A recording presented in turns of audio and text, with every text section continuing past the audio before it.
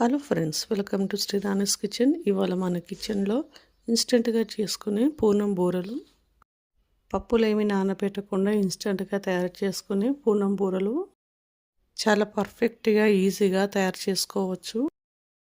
తక్కువ టైంతో చాలా తొందరగా చేసుకునే పూర్ణం బూరెలు శ్రావణ మాసంలో అమ్మవారికి నివేదన చేయండి.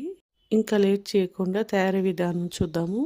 స్టవ్ ఆన్ చేసుకొని ప్యాన్లో 1 కప్పు పచ్చి కొబ్బరిని తురిమి వేసుకోండి. అలాగే అందులోనే అరకప్పు బెల్లం వేసుకోండి. పచ్చి కొబ్బరి బెల్లం బాగా కలిసేలాగా కలుపుతూ 2 నిమిషాలు లో ఫ్లేమ్లో ఉడికించండి. బెల్లం గడ్డలు ఇలా ఉంటే స్పూన్తో కలుపుతూ లో ఫ్లేమ్లో ఉడికించండి. చూడండి, బెల్లం మొత్తం కరిగిన తర్వాత ఇందులోనే మంచి ఫ్లేవర్ కోసం 2 యాలకులు వేసుకోండి. ఇలా ఒకసారి కలుపుకున్న తర్వాత అందులోనే 1/2 స్పూన్ నెయ్యి వేసి కలుపుకోండి. నేను ఇక్కడ అరచెక్క కొబ్బరి చక్కెర తీసుకున్నాను, అందుకే నాకు 1 కప్పు పచ్చి కొబ్బరి తురుము వచ్చింది. మీరు కావాలంటే 2 కప్పుల పచ్చి కొబ్బరికి మొత్తం కొబ్బరికాయనే వాడుకోవచ్చు.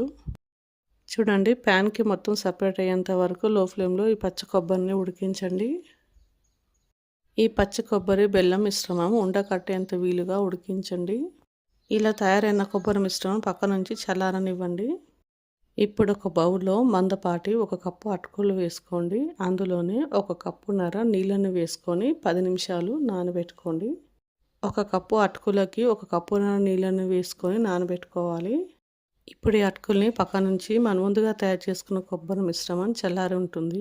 ఇప్పుడు ఈ కొబ్బరి మిశ్రమాన్ని చిన్న ఉండలాగా తీసుకొని రౌండ్ బాల్స్ లాగా చేసుకోవాలి.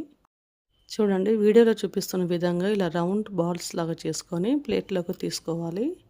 అలాగే మిగతా కొబ్బరి మిశ్రమాన్ని కూడా ఇలా రౌండ్ బాల్స్ లాగా చేసుకోవాలి. చూడండి, ఇలా అన్ని బాల్స్ లాగా తయారు చేసుకొని పక్కన ఉంచాలి. ఈలోపు మనం ముందుగా నానబెట్టుకున్న అటుకులు నానిపోయి ఉంటాయి. చూడండి, అటుకులు ఎంత చక్కగా నానాయో. ఇప్పుడు ఒక మిక్సర్ జార్ తీసుకొని మనం ముందుగా నానబెట్టుకున్న అటుకులు మిక్సర్ జార్లోకి వేసుకోండి. అలాగే అందులోనే 3/4 కప్పు బొంబాయి రవ్వ వేసుకోండి. అదేనండి, సూజీ రవ్వ అంటారు కదా, అది వేసుకోండి. ఇప్పుడు ఇందులో అవసరం మేరకు 2-3 స్పూన్స్ నీళ్ళను వేసుకొని మెత్తని పేస్ట్ చేసుకోవాలి. చూడండి, ఈ విధంగా సాఫ్ట్ పేస్ట్ చేసుకోవాలి, అలాగని గట్టిగా చేసుకోవద్దు. ఇలా ఈ విధంగా తయారు చేసుకున్న అటుకుల మిశ్రమాన్ని బౌల్లోకి తీసుకోవాలి. ఇవి ఇన్స్టెంట్గా చేసుకునే బూరెలు కాబట్టి నానబెట్టిన అవసరం లేదు, వెంటనే బూరెలు వేసుకోవచ్చు. ఇప్పుడు స్టవ్ ఆన్ చేసుకొని కడాయిలోకి నూనెను తీసుకుని నూనెను బాగా వేడెక్కనివ్వాలి. ఇప్పుడు ఈ పచ్చ కొబ్బరి బెల్లం బాల్స్ని పిండిలోకి వేసుకొని ఈ పిండి మొత్తం కోట్ అయ్యేంత వరకు స్పూన్తో కలుపుకోవాలి. చూడండి, ఈ విధంగా ఈ బాల్స్కి పిండి మొత్తం కోట్ అయ్యేలాగా కలుపుకున్న తర్వాత వేడెక్కిన ఆయిల్లో వేసుకోవాలి. ఇలా స్పూన్తో వేసుకోవచ్చు లేదా చేయితోని కూడా వేసుకోవచ్చు. ఈ విధంగా ఇలా అన్నీ ఒక్కొక్కటిగా వేసుకొని మీడియం ఫ్లేమ్లో ఫ్రై చేసుకోవాలి.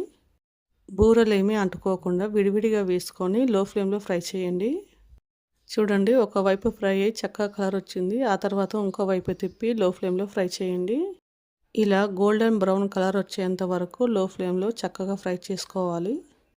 ఇలా లో ఫ్లేమ్లో ఫ్రై చేయడం వలన ఈ బూరెలు బయట క్రిస్పీగా లోపల సాఫ్ట్గా ఉంటాయి. ఇప్పుడు ఈ బూరెల్ని నూనె మొత్తం వంపేసి ప్లేట్లోకి తీసుకోవాలి. అలాగే మిగతా బూరెలు కూడా ఇలాగే ఫ్రై చేసుకొని ప్లేట్లోకి తీసుకోవాలి. అంతే, చాలా టేస్టీగా క్రిస్పీగా ఉండే పూర్ణం బూరెలు రెడీ. చాలా ఈజీగా త్వరగా తయారు చేసే ఈ పూర్ణం బూరెలు ఒకసారి తప్పకుండా ట్రై చేయండి. ఈ రెసిపీ మీకు నచ్చిందా? ట్రై చేస్తారా? అయితే లైక్ అండ్ సబ్స్క్రైబ్ చేయండి. మరిన్ని టేస్టీ వంటల కోసం మన ఛానల్ని ఫాలో అవ్వండి. Thanks for watching.